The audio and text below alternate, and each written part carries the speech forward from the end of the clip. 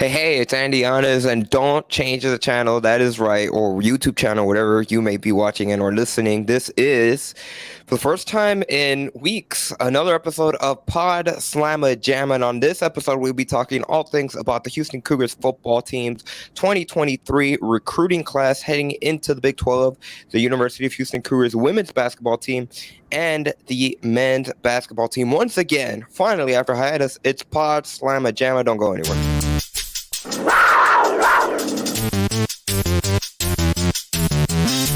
Yeah, high standards, high goals, and we know what it takes to get there. I want to be unguardable, if I'm honest. Coaches coach, players play. And that's a great place to be in your life. Where you can care less what other people think.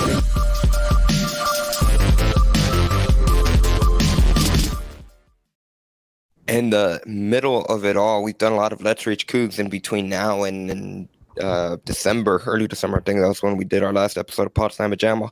But no worries about the hiatus. We are back. Joining me as always, Da'Yon Dunlap. How are you doing, sir? I'm doing well, man. Feels good to be back to our regular scheduled programming. Back on our official YouTube channel. If you're watching this video, if you're watching our faces, this is on the Pawd Slama Jama YouTube channel. Of course, if you are listening to us audio only on Tuesday morning when it'll drop, or whenever you may be listening, hopefully we would encourage you to go subscribe to the YouTube channel if you haven't done so already at Pawd Slama Jama. It's a cool thing about YouTube now. They're doing handle is at Pawd Slama Jama at PAWDSLAMAJAMA. If you do follow us on Twitter, it's the same as the Twitter handle. And of course, follow us on Instagram and TikTok at Let's Rage Cougs. And of course, the Let's Rage Cougs post-game show on the Houston Round Ball Review YouTube channel. And of course, audio only here in this streaming platform where you get your audio only Pawd Slama Jama podcast.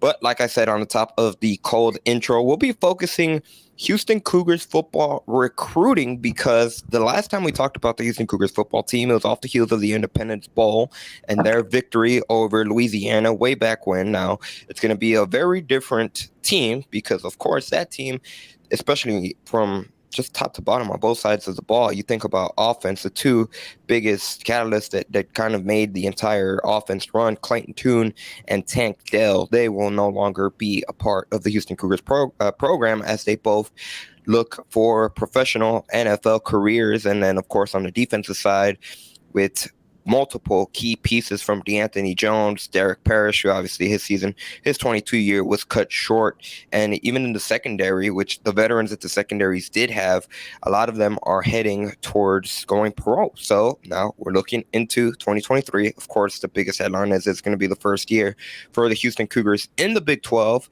And since then, there's been a lot of movement. And Da'Yon, I'll toss it over to you. But I think the biggest eye grabber, at least from a broader perspective, and this is the most important because of the position there it's the quarterback position, and the commit that Houston was able to get in Texas Tech transfer, who Cougar fans know very well from last season, Donovan Smith, who he committed to joining the Houston Cougars football program for 2023. Yeah, that's a obvious need is depth at the quarterback position, and what they bring in with Smith, someone not only with the experience, but Big 12 experience, and still a relatively young player. And so I'm excited to welcome him into the program and see what he can do. Been a bit inconsistently in his time at Texas Tech, struggled with turnovers, but you talk strictly athleticism and talent. He can make all the throws. He's a dual threat, can run with his legs and do it inside the pocket. So I think he'll fit well into the system. But I think for me, one of the biggest gets was some of the skill position players that we were able to get. Talking about Mikael Harrison Pilot, the 4-star recruit receiver that we were able to get. He announced his decision at the Under Armour All-American game, if I'm not mistaken. And so that was one of the huge surprises to me. But, of course, the quarterback position, because you need someone to get him the ball consistently. So I can't wait for Smith to get in and see if he can win the job, because it's going to be a competition between him and Lucas Coley. Right, and that's an interesting conversation to have, because when you look at Donovan Smith, and like I said, Houston fans, they know him very well because of what he was able to do against the Cougars this past season. And really, I think it's what we were able to see in that game is a reason why he's transferring out of Texas Tech. He fell out of that starting spot with the Red Raiders as the season progressed. Now, in that game in particular against the Cougars in and of itself, it was kind of a microcosm because he had positives, he had negatives, and specifically when it comes to him, it was the turnovers that really allowed Houston. I mean, really, those turnovers should have been what made Houston be able to close out the game and come out with a victory. It always goes back to that 4th and 20, but we'll leave it at that. But then when it was overtime, to take advantage, Texas Tech did convert that 4th and 20, and a big reason why that was because Donovan Smith was able to take advantage of the Houston Cougars defense, but then he made the big play at the end to walk it off for the Red Raiders. So again, going into this season, you can imagine a big reason why he's joining the program is he believes in the vision that he was sold by Dana Holgorsen and that offensive staff to kind of help him progress into becoming that next level quarterback, because his goal is to make it to the NFL. Now, obviously, of course, Lucas Coley, he's been under the Dana Holgorsen program for a year now, and similar situation for him. He's a transfer who came from Arkansas a season ago, and he has that year of experience under his belt, and potentially the Houston Cougars could be looking to add another quarterback that's not yet on the roster. But Dana Holgorsen said in December, prior to the Independence Bowl, he said they're going to be looking hard for a quarterback in the transfer portal, which was Donovan Smith, who they ended up getting. But then he said in a perfect world, they potentially could add 2 quarterbacks from the transfer. So Smith is one. Not yet sure if they will land another one, but I think the most important thing, and something that we've touched on in the past, I'm not entirely sure if we've done it live on a show. It might be just a conversation we had. That's something that hasn't been the case under Dana Holgorsen, is there's an actual quarterback competition. Yeah, you're right about that. It really hasn't been a competition. And I think this is the first one. I think it's going to be a healthy competition. And I think it's Lucas Coley's job to lose. Not only does he have the head up as far as experience within the system, he has a year up. But also, I think with him kind of being in place to be the person who be as the quarterback after Clayton leaves, I think it's his job to lose. I think he's going to have to play his way out of a starting job, or Donovan Smith can actually outplay him throughout the offseason and earn that job. But either way, it's a healthy competition, and may the best man win. I think competition, iron sharpens iron. So they say that each quarterback's come in and compete. It's going to be earned, but they're going to have a plethora of receivers, although they be young, but they're going to have a lot of talent on the outside. And I think for Smith and Coley, they haven't told us this, but outside looking in, I think coming to Houston, not only do you have a chance to start, but you have a chance to be a part of something of a resurgence of a program. Especially going into the Big 12. I think that's a huge deal, because if you can play well, Houston has success. I mean, you can literally kind of be at the forefront of that at the quarterback position. And so not only how offensive friendly or quarterback friendly is the system, I think what Houston's been able to do around them, the city, and the lack of success will make quarterbacks want to come here and see if they can be the one to help turn this thing around. And I think it's interesting to note, when going way back in December, again, about the second week of December, when Houston, the Cougars men's basketball team, played Alabama, the Houston football team had a lot of recruits to watch that game. And I mean a lot of recruits. And again, like you said, I would hope, again, this is not us having insider information or anything. This is speculating from an outside perspective, the kind of division that's being sold. Just look at what the Cougars men's basketball team was able to do. Kelvin Sampson was able to build something from really the ground up. There was nothing in place when it came to the men's basketball team. They were able to build it up to where it's a nationally relevant powerhouse when it comes to men's basketball. And there's support from the fans. There's, again, the level where the football team was able to be at between 2014 and 2016. There's a blueprint is there for what this program could look like if it's hitting on all cylinders. Yeah. And that's kind of the vision that's being sold. Now, when it comes to the topic of the Houston Cougars football team in particular, and those commits or signees that are looking ahead for the 2023 season, when it comes to the transfer portal, which is something that Dana Holgorsen and his staff have relatively done a decent job in since he's taken over the program here at Houston, they've gotten a couple of big not big names, but 4-star recruits that are coming from powerhouse programs, in particular in the state of Texas when it comes to Texas and Texas A&M. And the two that are the most noteworthy are 4-star when it comes to, and this is according to on3.com, obviously depending on what type of recruiting site or whatever is your go-to 24/7 sports rivals.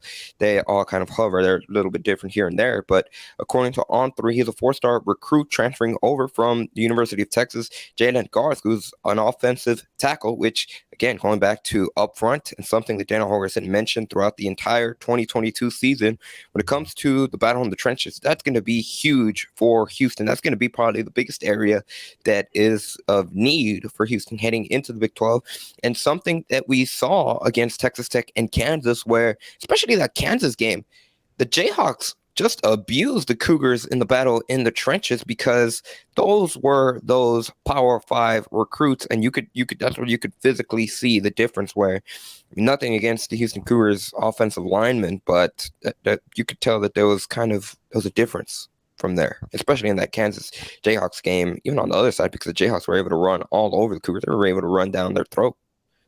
Yeah, but honestly, I think the offensive line probably be a strength of Houston going into the Big 12, being some of the players that they have on that offensive line not only got a chance to compete at the Big 12 level, but one of them transferred from Texas, and they got other recruits that you just mentioned transferred in. But not only that, they're going to have chemistry. They're going to have cohesiveness. And that's something the offensive line really hasn't had in years past in bringing back returning players with chemistry all together. So I think that's something to keep an eye on. I think the offensive line going to the Big 12 should be one of the strengths of the team in regards to having experience and having that chemistry together. Now competing against higher level athletes or better athletes potentially on a week-to-week basis is something to be keep an eye on and consider. But I think the offensive line has gotten better throughout the season, and I think they will continue to do that. But the skill positions is what Houston really, really honed in on. And also defensively, they got a linebacker. Ish Smith came over from Texas A&M, another Texas kids. And most of these recruits that they've gotten transfers or high schools have been in the state of Texas. So we got to give kudos to Coach Holgorsen, Doug Belk, and their entire staff for honing in on the state, because we know how much talent leaves the state of Texas. And for them to retain some of that talent, whether it's the transfer portal or at the high school, they've done an outstanding job, because you got players like Jacoby Banks, wide receiver, another young wide receiver was coming in who I think has a potential to make an immediate impact. And you got players returning like Matthew Golden, who I think will take their next step. And so recruiting in state, and also thinking about it, I think TCU should inspire not only Houston, but Houston fans, because you see they were like the middle pack of the Big 12 until this past season.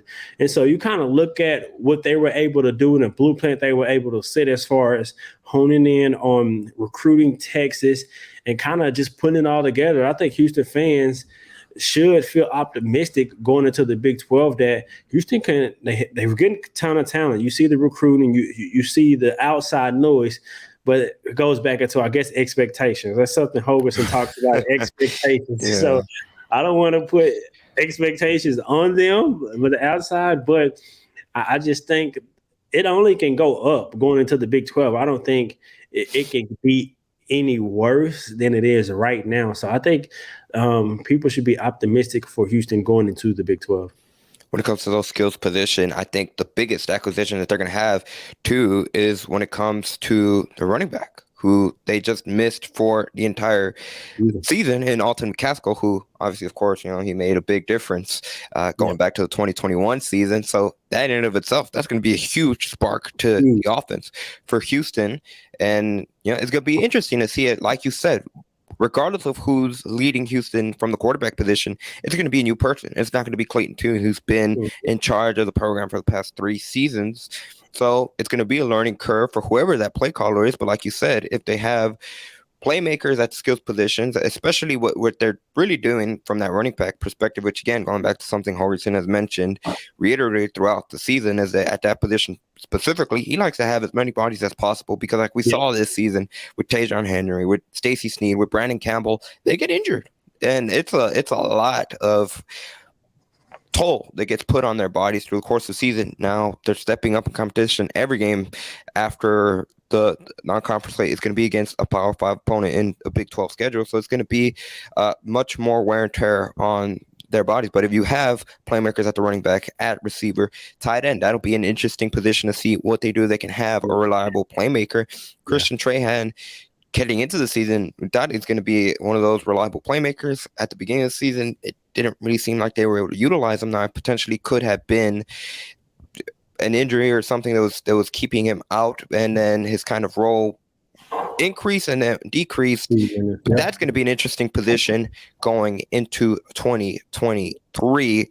Now, before we wrap up this segment on Houston Cougars football team, Da'Yon, is there anything else you'd like to add, whether it be on the recruits or maybe one of the returning players, whether it be Matt Golden or anything else on the defensive side, potentially too, that we haven't touched on as well, that could be interesting to watch from a Houston Cougars football perspective? I just think a lot of young players on defensively got a lot of playing time towards the end of the season that will help them not only going into the offseason, but going into next year. Jalen Emery, some of the linebackers. And really, I'm keeping my eye on the defensive line, how they retool and restock the defensive line. I know there are a couple of players in the pipeline that Houston coaches and staff are really high on, but I want to see them actually make their name and see if they continue that tradition of Sac Avenue and having really good defensive linemen. But offensively, I mean, of course, it all starts with the quarterback. I can't want to see Lucas Coley or Donovan Smith, but I want to see Lucas Coley because he was in the program. Not that I hope he wins the job. I hope the best man wins the job, but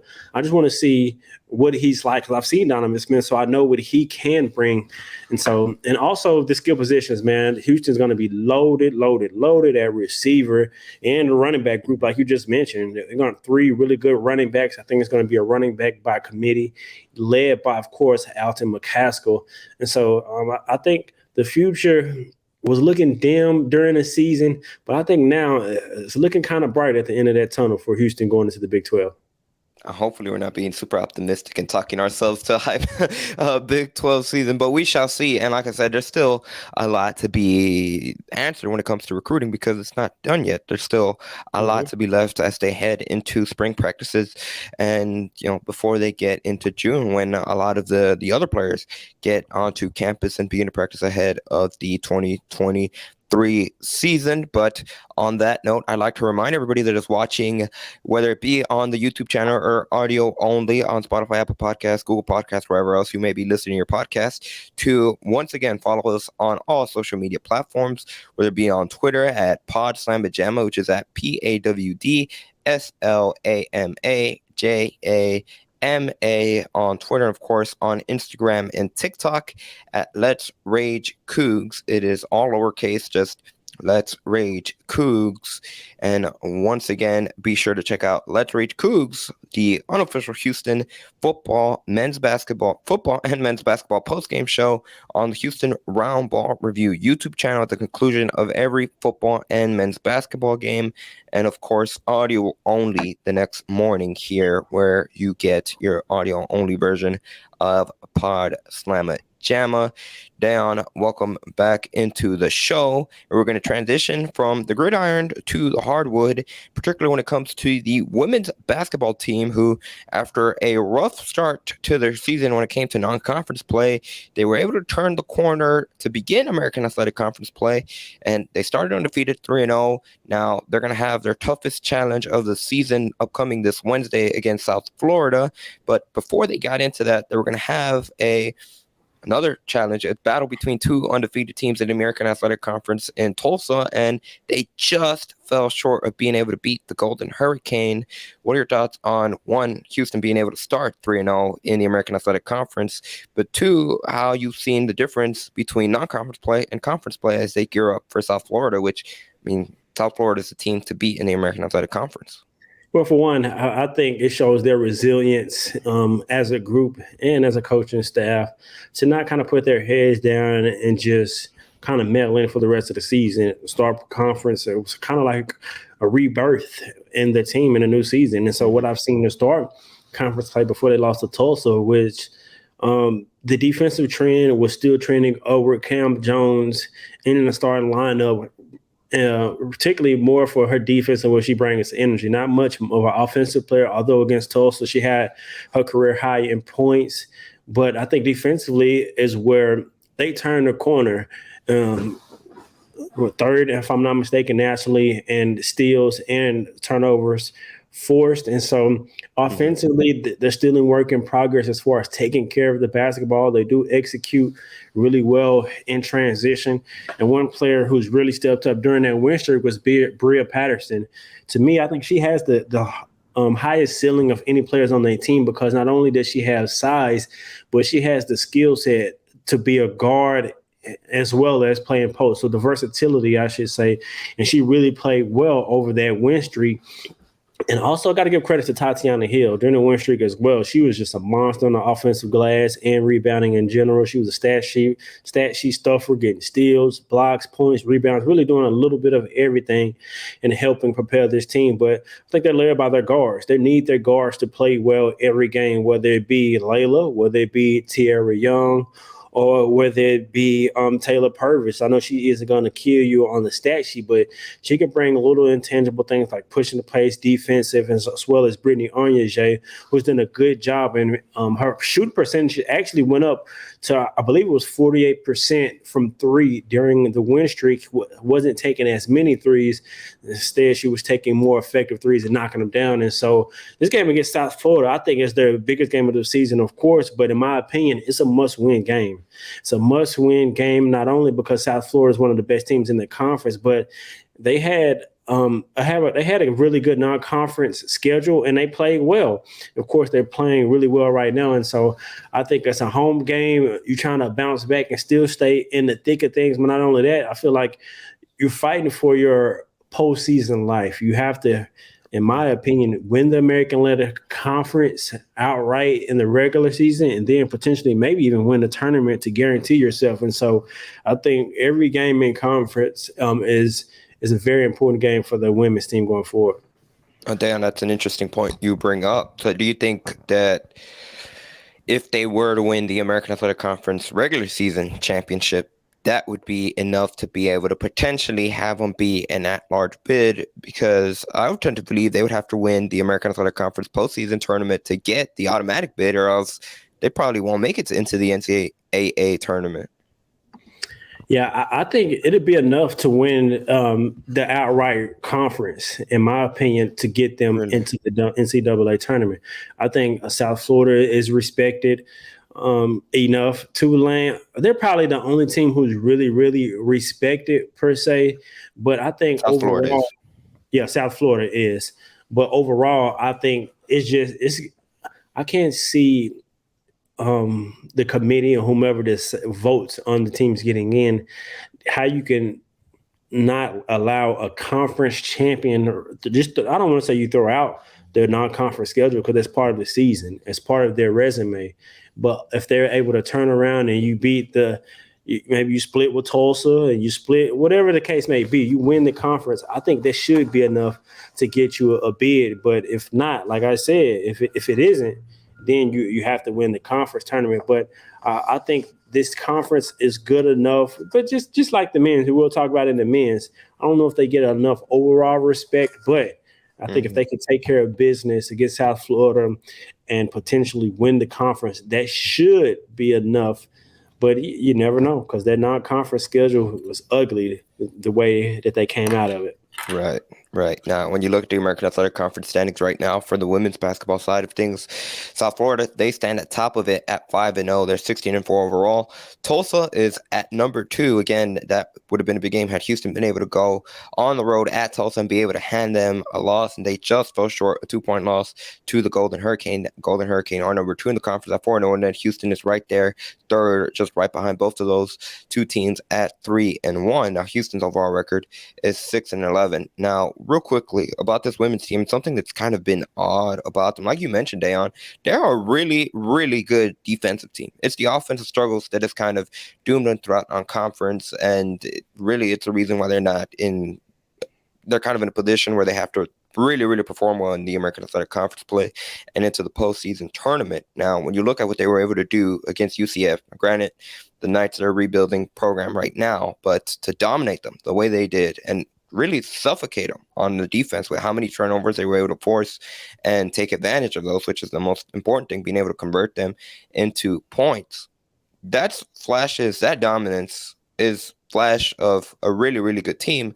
Now, the question is, can they bottle that up consistently? And like you said, against a tough South Florida team, because that's really what it's going to come down to. Can they do it against South Florida? And when they see Tulsa, whether it be in the conference tournament later down the season, can they do it against them? They do play Tulsa one more time towards the end of February. In the regular season, that'll be a home game.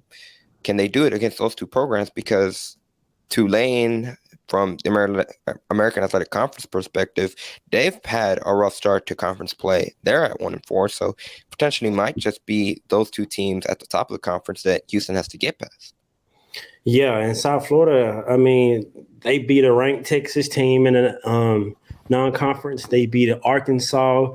They beat TCU. They beat some Big 12 teams and SEC teams. So not only will this be a quality win in regards to their resume if they can get it done, but not only that, it can be the first time that they beat a team. Well, I think regardless of South Florida, if they win the conference or they finish second place, I think they're going to get in the tournament, being with how the strength of their non-conference schedule, how well they played and won some of those games, and how I expect them continue to play well throughout the conference. But for Houston, offensively, I think turnovers is their biggest Achilles heel. They turn over the ball at a high rate. I think they average 11 turnovers per game, and that's too many turnovers specifically for when you really for any team. That's too many turnovers to have per game to really win games. And so if they can get those turnovers down with the way that they defend and cause turnovers and continue to get points off of those turnovers, like you just mentioned, then, I mean, they have the blueprint. It's just about executing and doing on a game-to-game basis, because against Tulsa,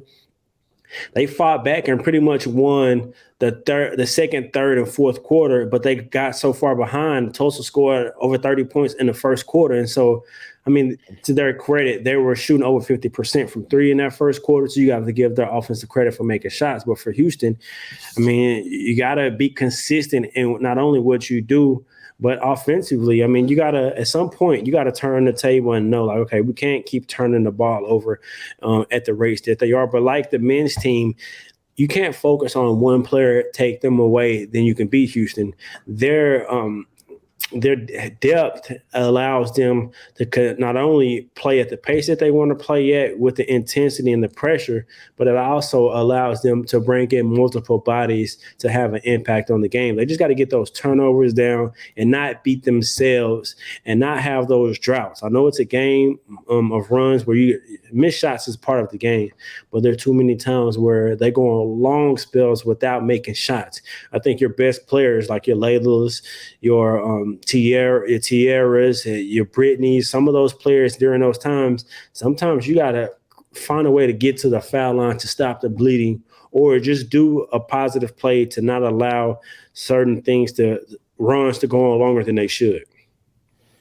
Right. And once again, South Florida will be in town for a battle with the Houston Cougars on Wednesday at 7 p.m. inside of the Fertitta Center. And that game will be streaming on ESPN Plus, which the old saying goes, if you want to be the top team in the conference, you have to go through the top team in the conference, which for the last few years, it has been South Florida. Houston was able to beat the Bulls 2 seasons ago. See if they can do it again in 2023. But on that note, I'd like to remind everyone that's watching Pawd Slama Jama to check out Let's Rage Cougs on the Houston Round Ball Review YouTube channel minutes after the conclusion of each Houston football and men's basketball game. We are the unofficial Houston post-game show for Houston Cougars football and men's basketball. And of course, if you're watching on YouTube or you're checking this out audio only, be sure to hit the subscribe button on the YouTube channel. It helps us out, and it takes seconds. You could go down there right now while I'm just talking, and you're probably trying to not pay attention to what I'm saying, but just hit that button. It really helps us out. And we are still on the road to 1,000 subs. We're over 60% of the goal there as we're heading towards peak, the meat and bones of the conference schedule for both the men's and women's basketball season. And last but not least, I'd also like to remind anyone that may be interested in being a potential sponsor for either Pawd Slama Jama or Let's Rage Cougs to reach out to us via email at letsragecougs@gmail.com. We do live reads. If you have your own personal commercial that you'd like to insert into the show, we can do that as well. Or you can get more creative. If you'd like to be a part of stuff on social media, whether it be on Instagram, TikTok, Twitter, sponsored segments like that as well, we can do that. Just be sure to reach out to us at letsragecougs@gmail.com. Do those ads work? Well, you're listening to me talking about kind of plugging my own show. So we'll amplify it to an audience. So please be sure to reach out to us at letsragecougs@gmail.com if you are interested in advertising with us. Da'Yon Dunlap, welcome back into the show, and we'll stick with the hardwood and we'll transition over to the men's basketball team, who we're recording this on Monday afternoon. Both the Associated Press and USA Today's coaches polls came out. Houston is still number one in both national polls. They actually gained a few points after they only played one game this past week, and that was against South Florida. They were able to pull out a tough win against the Bulls at home, staying ahead of Kansas. Purdue's at 3, Alabama 4th, and UCLA jumped into the top 5 when it comes to both national polls.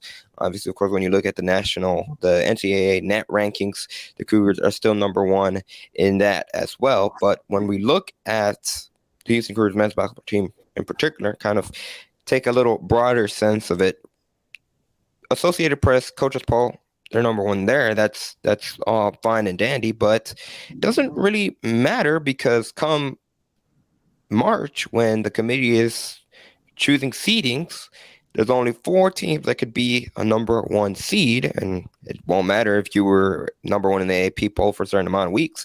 It comes down to the committee. So, of course, when it comes to Houston, they're in a bit of an interesting position because currently they are undefeated in conference play. They're 5-0 heading into Tuesday night's matchup against Tulane, who they're currently the second best team in the American Athletic Conference. They're the only team besides Houston that does not have more than 1 loss. They're going to be entering that matchup 5-1, and they're coming off a strong win against UCF. But that's where they're in an interesting position, because if Tulane beats Houston, there's going to be those national pundits that say, well, hey, look, that proves that Houston's not that strong as a number 1 team and this and that. Look, they lost to a Tulane team, which, again, they're 5-1 heading into this game. In the conference play, they're 12-5 overall. Now, if Houston beats Tulane, they would improve to 6-0. Tulane would have 2 losses. That means every team in the American Athletic Conference would have at least 2 losses besides Houston, which, again, if they beat Tulane, they'll still be undefeated. And then you have the counter argument where, look, Houston, they're kind of like Gonzaga because the American Athletic Conference is not a good basketball conference, similar to like Gonzaga with the West Coast Conference. Now, I think we both agree that the American Athletic Conference is a much better basketball conference top to bottom than the West Coast Conference. But they're kind of in a lose-lose situation. It doesn't matter what the outcomes of the games are. They're kind of, from a national perspective, you could see an argument being made against them that, hey, they're playing in the American Athletic Conference. Who are they really playing? Even though they are 3-1 currently as of January 16th when it comes to games played through January 15th in quad 1 games against those top-level opponents. Yeah, and I think it'll always be in comparison, or who are the other potential number 1 seeds that you're comparing it to. Will it be from the likes of from Kansas, who is in the Big 12 and the best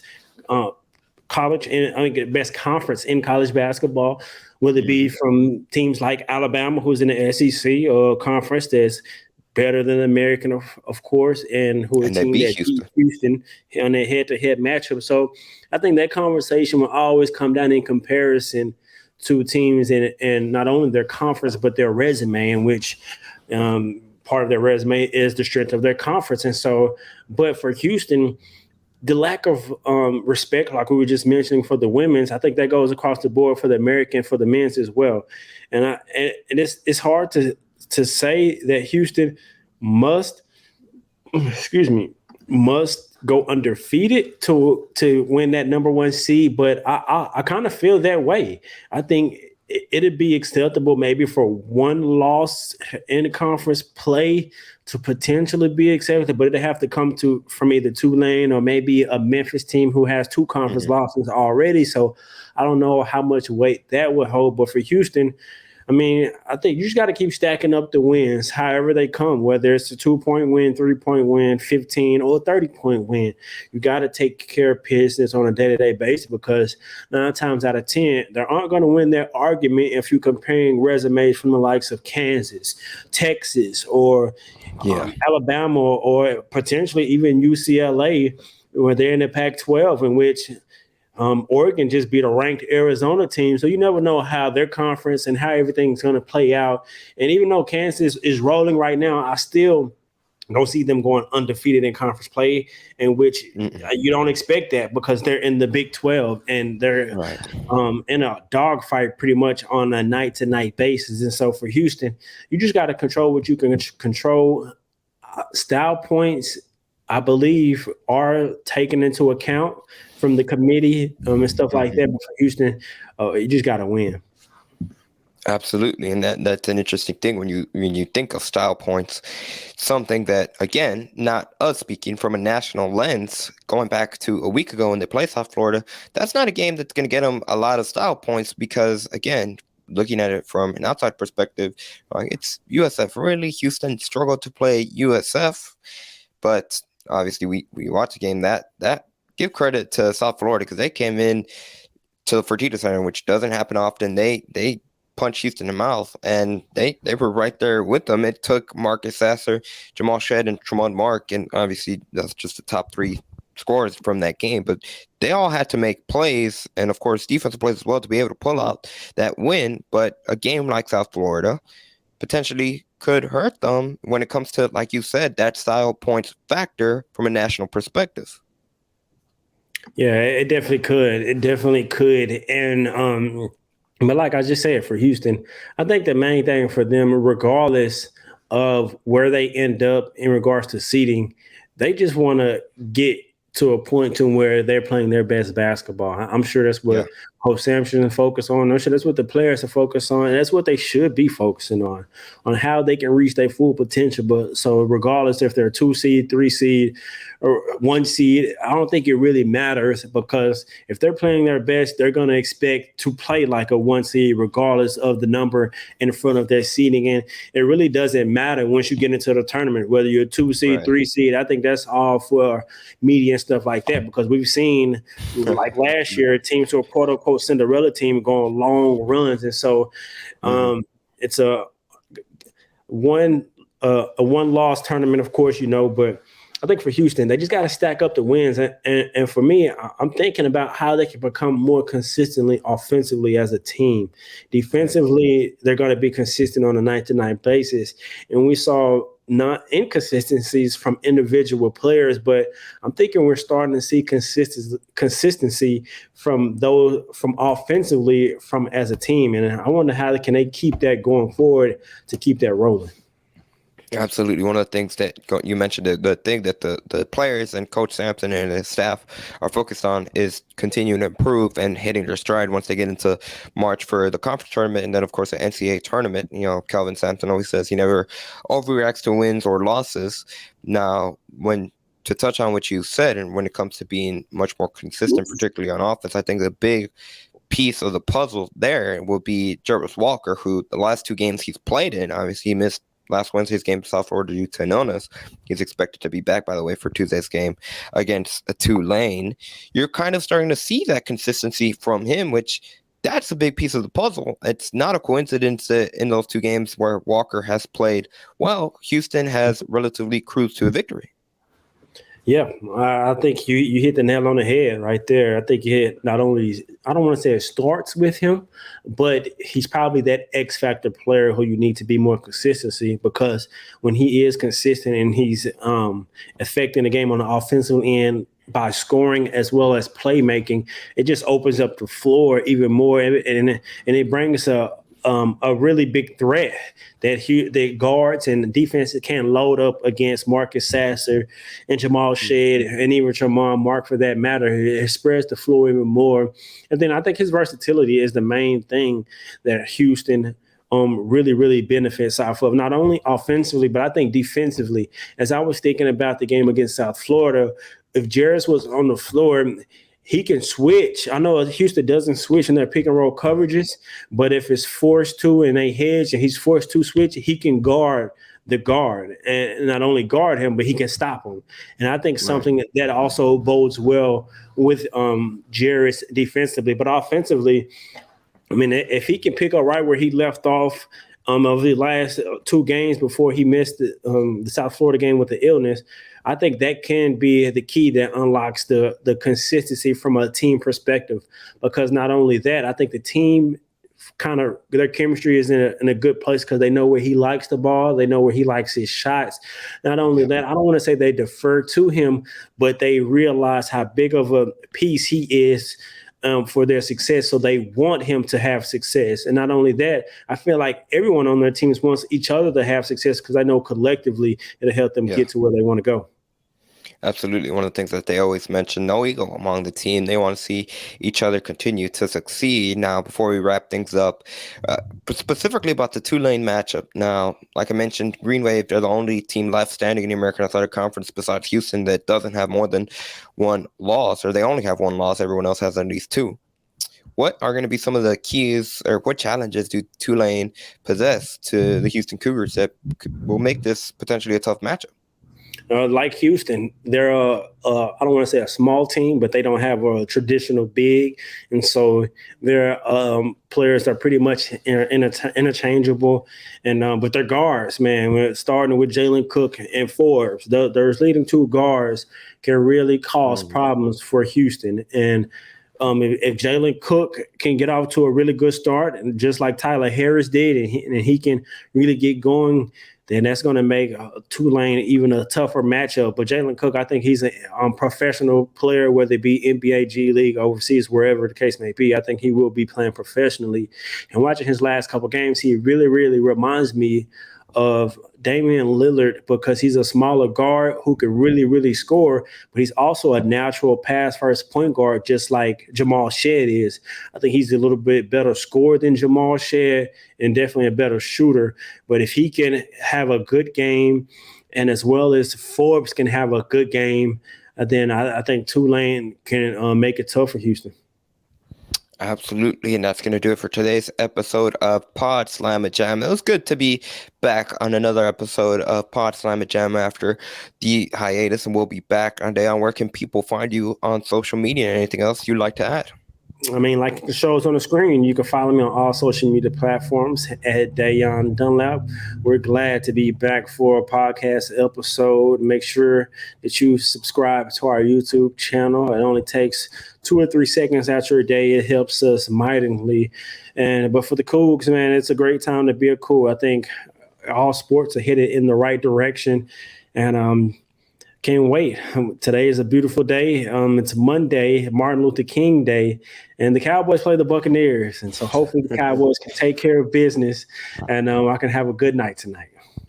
Hopefully it's a good night. But speaking from an objective perspective, I'm sweating a little bit. You having to go against Tom Brady, but we shall see. Like Da'Yon said, thank you guys for being able to tune into another episode of Pawd Slama Jama. Now going forward, barring there being a game on Monday, for the time being, Monday nights will be the new home of Pawd Slama Jama. The podcast, obviously, of course, if Houston is playing, it'll be replaced by Let's Rage Cougs, but that shouldn't be a problem until we get into the NCAA tournament. So going forward, Monday nights will be the new home on YouTube for Pawd Slama Jama, and then of course Tuesday morning for audio only platforms. Like Da'Yon said, please be sure to subscribe to the channel if you haven't done so already, and also follow us on all social media platforms. On Twitter, it's Pawd Slama Jama at Pawd Slama Jama, and on Instagram and TikTok, it is Let's Rage Cougs. And of course, if you're interested in sponsoring the show and being a partner and helping us out, please be sure to reach us out via email at letsragecougs@gmail.com. That's going to do it for today's episode of Pawd Slama Jama. As always, you get the final word, sir. Hey, it was good to be back, like Andy said, but you can't end any episode without saying go Cougs. Appreciate the Cougar family and everyone for their support, not only on our podcast, but also our post-game show and Let's Rage Cougs. Continue to follow us because it's onward and upward, like our good friend Chris likes to say. Thank you for your support.